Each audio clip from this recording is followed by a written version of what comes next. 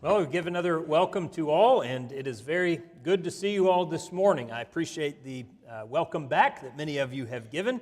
It's very good to be back home after a week away in Houston. Very, very happy to be with you all once again. Looking forward to studying with you together this morning. Jesus is asked a question in John chapter 6 that in many ways seems like one of the most important questions we could have answered. In verse 28 of the chapter, they said to Jesus, "What shall we do that we may work the works of God?" As we said, that really seems to cover a lot of bases. That really seems, in a lot of ways, to get to the heart of the matter. We want to do the works of God. We want to do something that God is pleased with, a work that is His. What is that? They ask Jesus. Jesus answers in verse 29, "This is the work of God, that you believe in Him whom He sent." Belief in, acceptance of, allegiance to Jesus Himself, the one sent by the Father. That's the work of God. That's where everything begins. With that acknowledgement of, that belief, that confidence in Jesus Christ. One other thing I want to note about this passage before we move on, even in verse 38, we see Jesus describing His humility and the disposition that He came to the earth with. That He says in verse 38, "I have come down from heaven not to do my own will, but the will of Him who sent me." Jesus refers to this several times, especially in John's Gospel. He's very keen to remind his listener often that what He does is in response to the will of the Father. He does what He does because that is what the Father sent Him to do. He has a work of His own, that is the work of the Father. And it is carried out in going and teaching and healing and being the benefactor to the people whom He was among. But clearly we understand, especially by the time we get to the book of Acts, and that's what we've been looking at over the last, year and change, I suppose, by now. We've been taking a look in the book of Acts every month. But we recognize from the basic tenor of this book that clearly what Jesus says in answer to that question back in John 6 cannot comprise the whole of the matter. What shall we do that we do the works of God? Believe in Him who sent me. Believe in me, believe in the one that has been sent by the Father, believe in the Father Himself, believe in God and accept the one that He has sent to save you.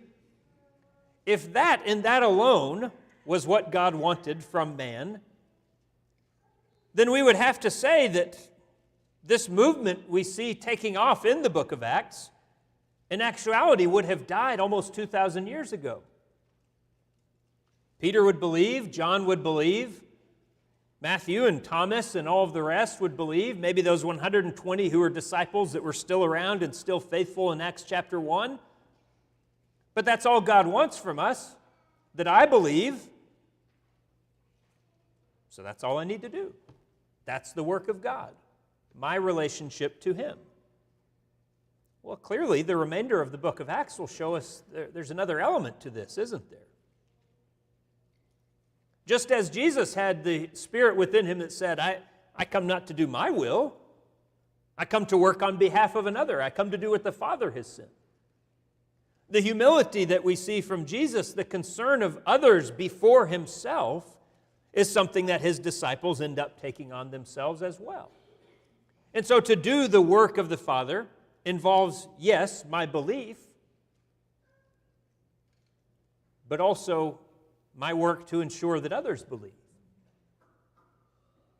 That is why we still, on a different continent, speaking a different language, 2 millennia after the fact, are still reading of this man and his life. Why we are still following His gospel, why we still acknowledge Him as God and Lord, why we still want others to do the same, because that is also comprised in the work of God. I want to see from this passage, beginning in Acts 15 and verse 36, really several ways that the work of God is depicted, being carried out here primarily by the Apostle Paul, and eventually with some companions, But we'll look at just 4 things this morning, I think rather simple things that I'm probably reminding you of more than illuminating you about. But I want to look at how the work of God is depicted in this passage. How do we do that? How do we do it well? Or how do we do it at all? What do we find Paul and other men of faith doing as they sought to do the work of God? I want to consider 4 things together this morning, and then the lesson will be yours. The first idea I want to acknowledge is the need for consistency in whatever work we are engaged in. And here I think especially of the dispute that arises at the end of chapter 15. In the beginning of chapter 15, Luke has depicted for us the what we call the Jerusalem Council, and they have come together to discuss. The elders of the Jerusalem church and the apostles and some other men who were Christians in other areas, they've come together to discuss and ultimately to arrive at what they believe to be the Spirit of God's will concerning who can be a Christian and who can have fellowship with each other. Can a just Gentile be a Christian, or does he need to be a Gentile, then Jew, then Christian? And they've settled that matter. Now, having done that, Paul wants to go get back to work. He wants to go and visit these churches that he had established in other areas of the world, see how they're doing, check in on them, offer them some encouragement. And so he gets his old traveling companion Barnabas and says, let's go to work. Barnabas says, sounds good. I'll get John, my cousin, and we'll meet you down at the docks so we can get going. And Paul says, no, we're not taking that guy again. Mark burned us the first time. You remember very early into the trip, depicted in chapter 14, John Mark leaves them. Paul will describe it now as being deserted. Paul says we're not going to go through that once more. That disappointing turn that our first journey took, I think we can do better than Mark, can't we? He might quit halfway again. He might leave us high and dry. We don't know what happened, and we never really get Mark's side of the story. No excuse is offered. No other information is put forth regarding why he went back to Jerusalem, why he left halfway through, or not even halfway through, at almost the beginning of that first voyage that he took with Paul and Barnabas. We don't know what happened. And really, we don't need to know the specifics in order to understand a very well-known principle that is on display here, which is that our influence or our reputation, our standing in other people's eyes, can vanish rapidly. Right or wrong, and I mean, again, we don't really need to be interested in taking sides. We're simply seeing a human reality of things.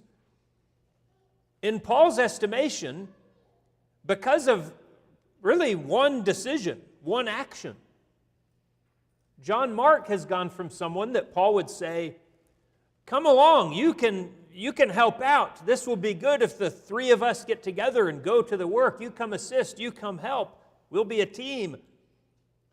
To now, just a little bit later, saying, we're not going to bring that guy. That's not going to work. He's not going to be able to do anything good for us. I won't do it if he's coming.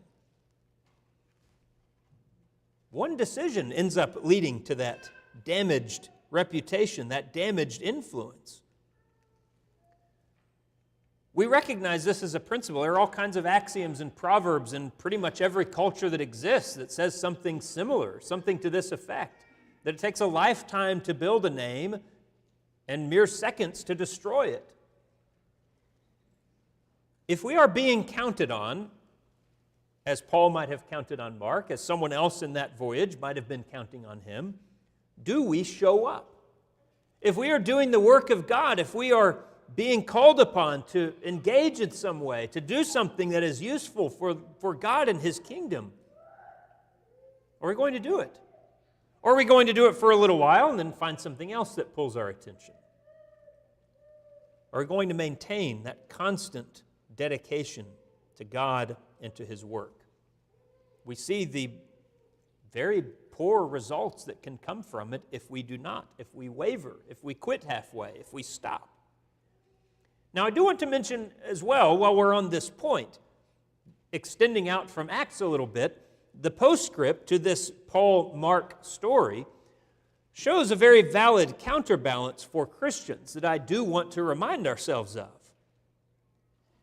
If it is the reality that a reputation can be quickly dented, and I think it is, as Christians, however, let us not use that reality to hold grudges, to cling on to the harsh snap judgments that we might have made about someone based on an early encounter, based on our first impression of them, but be, as Paul ultimately will be, quick to restore and to forgive and to accept those who have shown flaws before.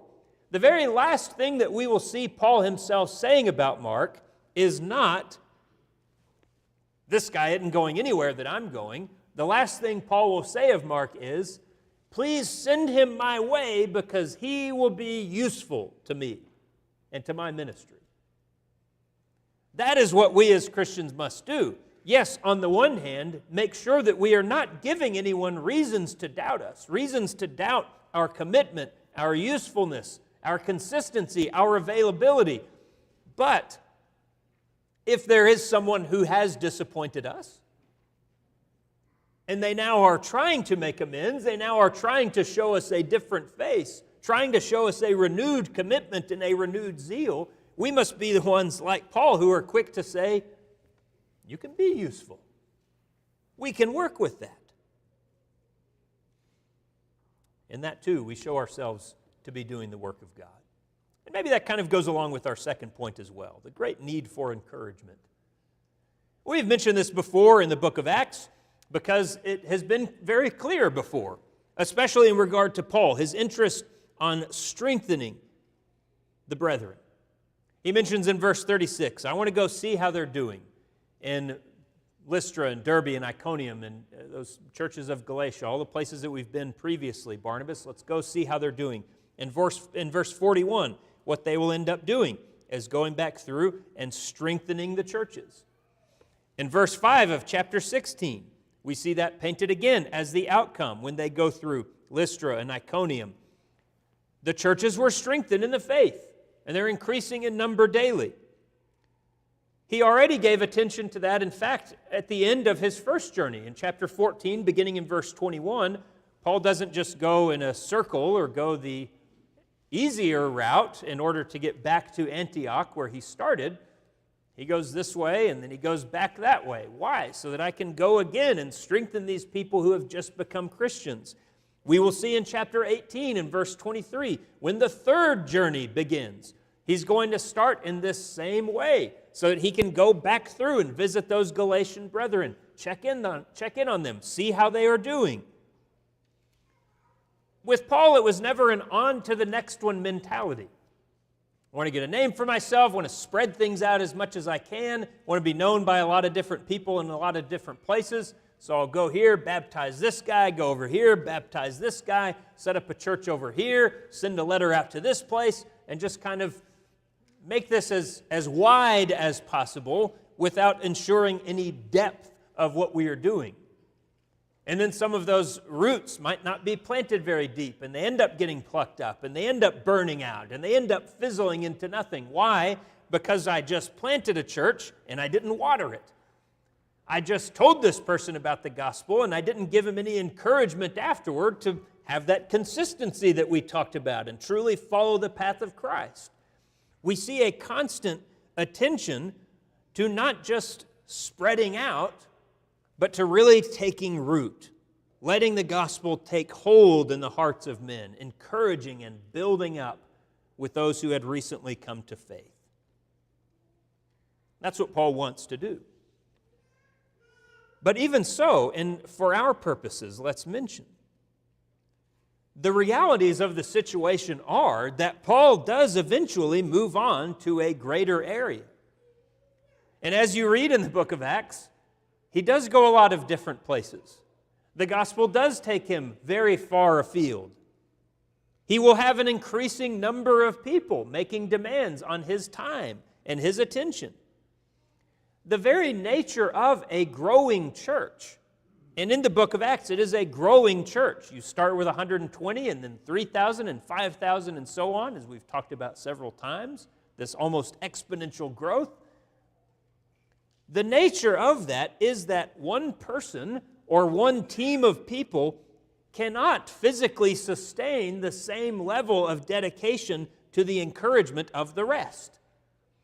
Because what happens with that term or that number, the rest of the people? Well, it grows and grows. If Paul is teaching one family of people in Cyprus, well, he can stay with them forever and they will receive the best instruction in the Scriptures possible, and that family of 4, or whoever it might have been, would be really strong. They'd have really good roots. They would know everything they needed to know. They'd have had the best tutor possible. And only those 4 would benefit from that.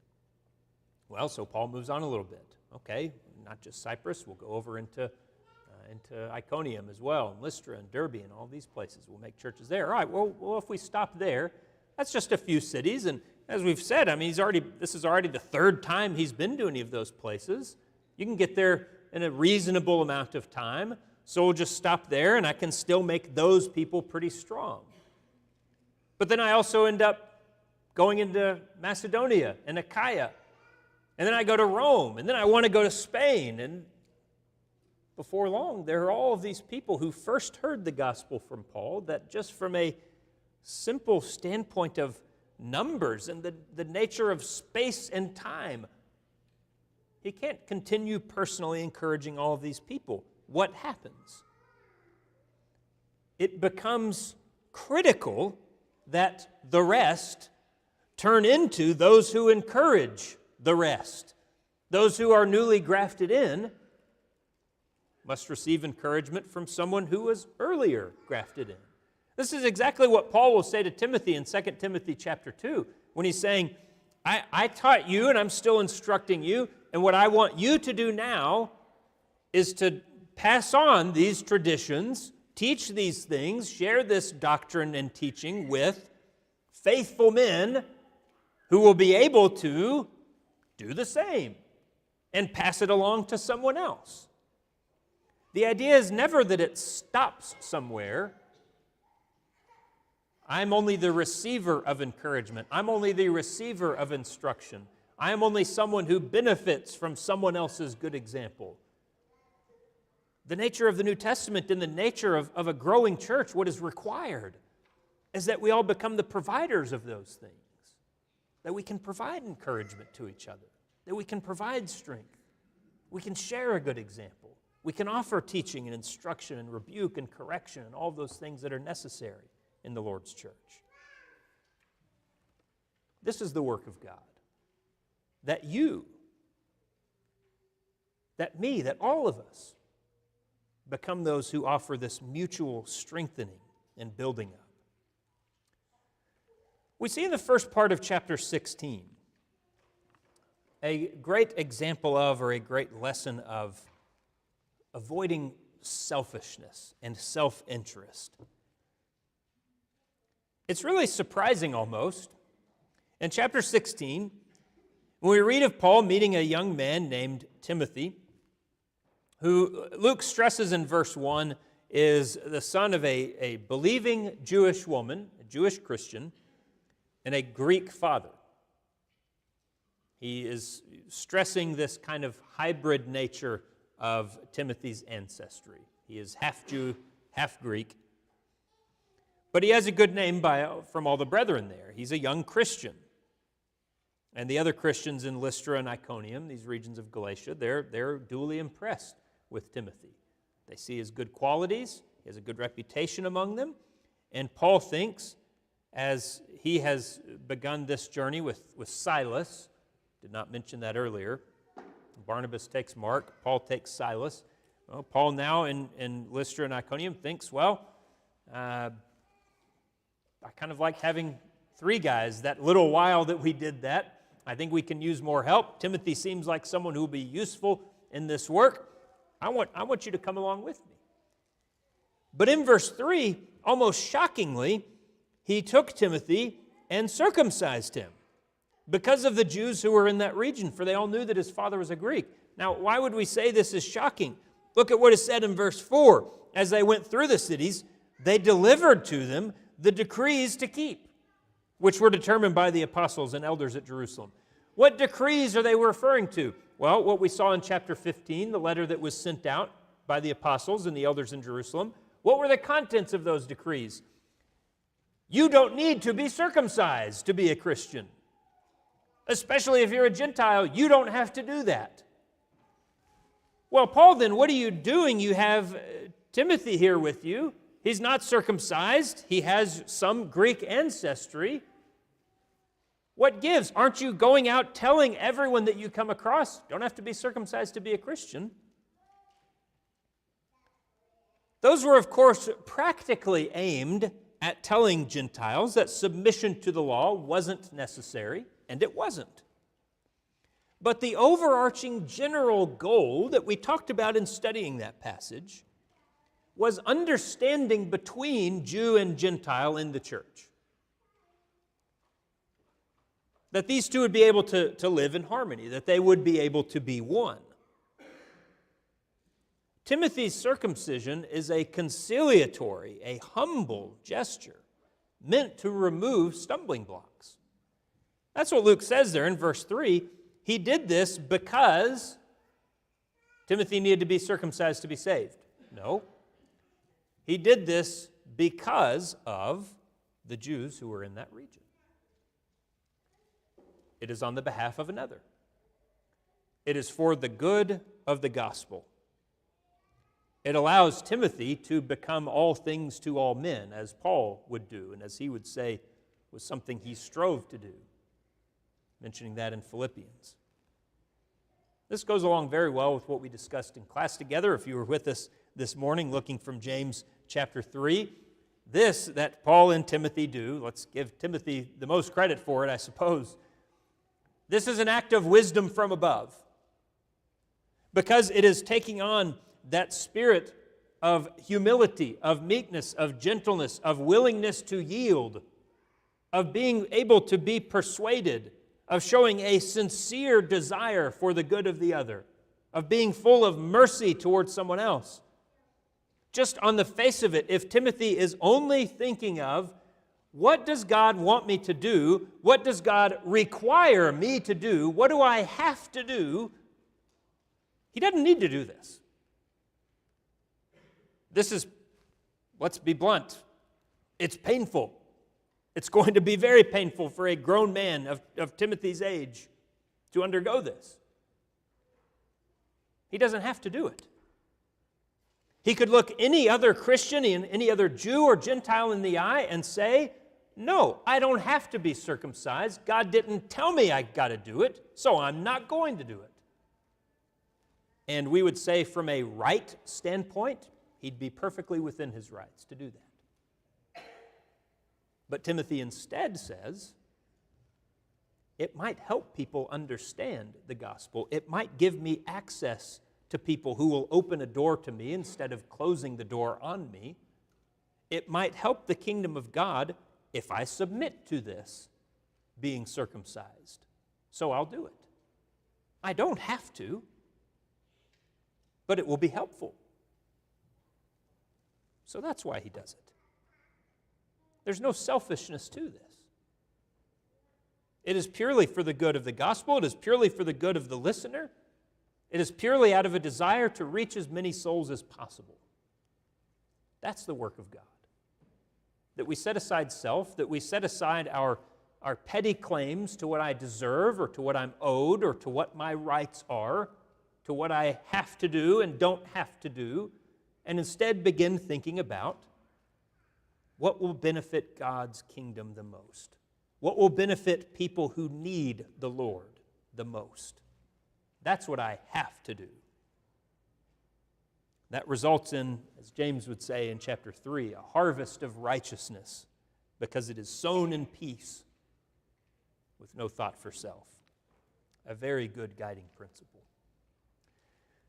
Ultimately and finally this morning, we would say that to do the work of God, we put our trust in God. We've noticed several times in our study of Acts that it is God himself, really, who is the driving force in the narrative, despite the human faces that take the stage at various points. Begin with maybe an emphasis on Peter and John, and then mainly Peter, and Philip gets involved for a little bit, and now we're going to see Paul really coming into the spotlight. And those are the men through whom we are seeing this all develop, through their eyes. But really, ultimately, it gets back to the will of God being executed. And here we see God acting in some of the more, we might say, almost mysterious ways, some of the more hidden ways in which he operates. First, I am tempted at least to look in the end of chapter 15 and see God at work providentially in being able to salvage good from our bad. Because what happens in that dispute between Paul and Barnabas, as we observed? Well, we would have if they had not argued together, if they had not had a falling out, if Paul and Barnabas just say, okay, we'll take Mark, or okay, we'll leave Mark behind, they'd set off, they'd go back through these churches, they would do everything that we see them doing, and it would just be Paul and Barnabas doing that, and there would be your story. That's not what we see happen. But what we see happen isn't the church from this point was divided. What we see from this point isn't, as we talked about, Paul and Mark have a blood feud for the rest of their lives because they're fine with each other later on. What we see instead is Paul doing what he would have done anyway, and Barnabas deciding then, I'll take Mark, I'll sail to Cyprus. We planted a church there, we made disciples there, I can do the same kind of thing you're talking about in a different place. Rather than one team of two going back to strengthen disciples, we end up with two teams of two who cover twice as much ground in two different directions, going in the grace of God as they send Paul out in verse 40. We appeal to this point often, but I really think there is a lot to it. Here's another indication, another example of God being able to take something that on its face looks like a difficulty, looks like a challenge, looks like the kind of thing that we do try to avoid in the church, where we just disagree and we say, you go your way and I'm going to go my way.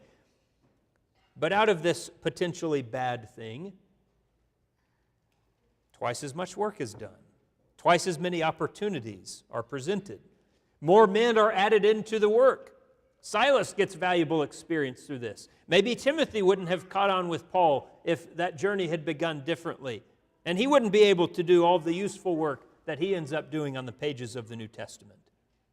We see a lot of good coming from something that initially looked very bad. That happens often with the providence of God. Then we see, beginning in verse 6, God acting through His Spirit with some unknown or unsaid methodology. The frustratingly simple description in verse 6 and verse 7, first that the Spirit forbid them to go in a certain place, and then in verse 7, that the Spirit of Christ did not permit them to go in another direction. Luke doesn't say why. He doesn't say how, what form that took. Did it feel kind of like a magnetic resistance that they kind of like trying to put two of the same pole magnets together and they just kind of refuse each other? Did he come to them in another vision and say, no, I don't want you going that way, stop? Was there some angel standing in the road like with Balaam who was going to strike them with his sword if they kept going? That seems unlikely, or Luke would have mentioned it, but that's the point. He doesn't say. He doesn't tell us what form that took. Simply that Paul was shepherded into a different direction, to a certain destination. We know only that the men could determine that it was God's will. And so that's what they ended up doing. Wherever He wants us to go, we'll go. Wherever He doesn't want us to go, we won't. And we finally see maybe a more tangible form coming through where Paul receives this prophetic vision in the night. Verse 9. A Macedonian man, recognizable, I guess, through his clothing or his speech, who's saying, come over here, come over to Macedonia, help us, we need you to come. But notice even in this, that interpretation is necessary, because in verse 10, they're going to have to draw conclusions about what that means. Well, he said, come help us. It's not a big leap. It's a pretty simple conclusion to draw, but they derive from that. That's where the Spirit wants us to go and preach the gospel. That's what he means by needing our help. They need to receive the Spirit of God. That comes through their acceptance of the truth of the gospel. We can observe the need to ultimately trust God, to want to go only where he wants us to go, to trust that he can salvage good from bad, that he can accomplish great things through even our meager, feeble efforts. And we should put our trust in God in that way. But likewise, I suppose this passage gives us further instruction or further illumination on the idea that we do still need to use our ability to reason to find out what his will is, to find out what his commands for us truly are. That we need to remain thoughtful people. We need to remain receptive people who are looking for the will of God. Because it will not come, as many of us seem to want sometimes, it will not come as some giant flaming sign in the sky that appears in letters 50 feet high that say, here's what God wants you to do this, and it just kind of physically hits us in the head. Instead, it might come through means that feel and look and appear to be more like this, where I feel like I'm being guided, where I can perceive through what God has actually said to me, this must be what he wants. This is the conclusion that I have to draw, that he's wanting me to do this. We see what God has said. We remain attentive to and receptive to the Scriptures. We pay attention to what he might be working in our lives and maybe perhaps even in the world at large. We're people of spiritual interest. We are always looking to see what might this mean for the kingdom, what might this mean for my work before God. You use your ability to reason, to put connections together to say, this is what God wants. Be attentive, be attuned to what the Spirit desires. That is what we ultimately see from Paul and his companions.